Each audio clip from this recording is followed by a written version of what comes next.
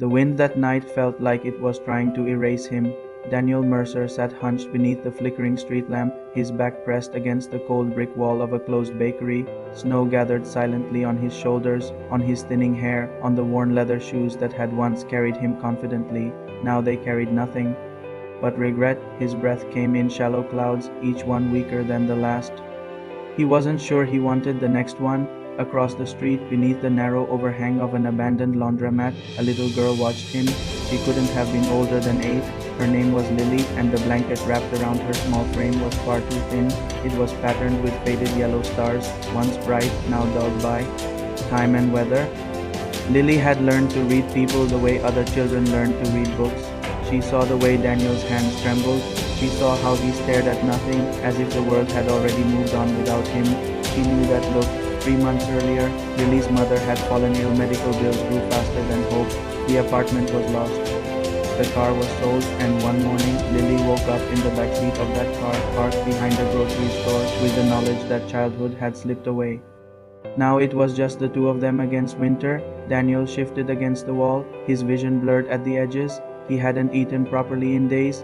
Pride had kept him from asking. Shame had kept him from calling anyone. He had once been a respected architect, a firm with his name on the glass door, but a risky investment, a partner's. Betrayal and the lawsuit had crumbled everything. The newspapers called it negligence, the investors called it fraud, Daniel called it the worst mistake of his life. He closed his eyes. The cold felt easier than thinking. Across the street, Lily made a decision that felt enormous in her small chest. She stood clutching her blanket. Her mother was asleep inside the laundromat's shadow, exhausted from a day of searching for work. Lily hesitated. That blanket was all they had. The nights had teeth, but the man looked like he might not survive this one. Step by careful step, she crossed the icy pavement. Daniel didn't notice her at first. He was drifting somewhere between memory and surrender when he felt something light settle over his shoulders. Warmth, faint but real. He opened his eyes. Lily stood there, her hands still holding the corners of the blanket she had just placed around him. "You look colder than me," she said simply. Daniel blinked. Confusion gave way to something sharper, humiliation. "No," he rasped. "You need this." She shook her head. "We can share." The word hit him harder than the wind ever could. He tried to sit straighter, two-handed back, but his fingers wouldn't cooperate. Lily sat beside him without asking permission. The blanket barely covered them both, but she tucked it in carefully, as if that small act could hold the world together. For a while they said nothing. Cars passed, snow fell. Somewhere in the distance, a siren wailed and faded. "Why are you out here?" Lily finally asked. Daniel swallowed. He could have lied. He could have blamed the world. Instead, the truth slipped out, quiet and raw. "I messed up. I hurt people without meaning to. And when everything fell apart, I didn't know how to fix it." Lily considered this with the seriousness only children possess. "My mom says people can't fix yesterday," she said. "Only tomorrow." Daniel felt something inside him crack, not from pain, but from possibility. Across the street, Lily's mother stirred and noticed her daughter gone. Panic flashed across her face as she hurried toward them. When she saw Lily sitting beside a stranger, her body tensed, but then she saw the way Daniel held the blanket, not possessively, but carefully, as if it were made of glass. She saw the tears freezing on his cheeks. He wasn't dangerous. He was broken. "Lily," her mother called softly. "I'm helping," Lily replied. The woman approached, cautious but gentle. Daniel struggled to his feet, nearly collapsing before she steadied him. For a moment, all three stood there, 3 lives balanced on the edge of survival. "I'm sorry," Daniel said, voice shaking. "She shouldn't have to."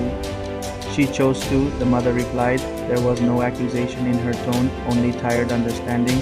An ambulance siren grew louder this time, turning onto their street. A passerby had noticed Daniel slumped earlier and called for help. The flashing lights painted the snow red and blue. As paramedics stepped out, Lily squeezed Daniel's hand. "Don't waste tomorrow," she whispered. The words settled deep. At the hospital, warmth returned to Daniel's body slowly, but it was Lily's gesture that kept his heart beating steady. He asked a nurse for a phone. Pride felt small now compared to gratitude. He called an old colleague, then another. He told the truth. No excuses, no blame. Weeks later, Daniel stood in a modest office space downtown. It wasn't the towering firm he once had. It was smaller, humble, honest. He had taken on pro bono projects designing affordable housing, community shelters, places for families like Lily's, because tomorrow had arrived. The first keys to a newly renovated apartment were handed to Lily's mother that spring. It wasn't charity. Daniel had insisted on calling it partnership. A beginning built on shared strength. On move-in day, Lily ran her fingers across freshly painted walls. Sunlight streamed through clean windows. Daniel watched from the doorway, overwhelmed by the quiet miracle of second chances. He had once believed success was measured in skyscrapers. Now he knew it was measured in blankets shared on freezing nights. Kindness does not require abundance, it requires courage, and sometimes the smallest hands carry the greatest warmth. If this story touched your heart, let it remind you that tomorrow is still waiting to be built. This is Cinematic Whispers, where ordinary moments become unforgettable stories. Share your thoughts below and don't forget to subscribe for more powerful journeys.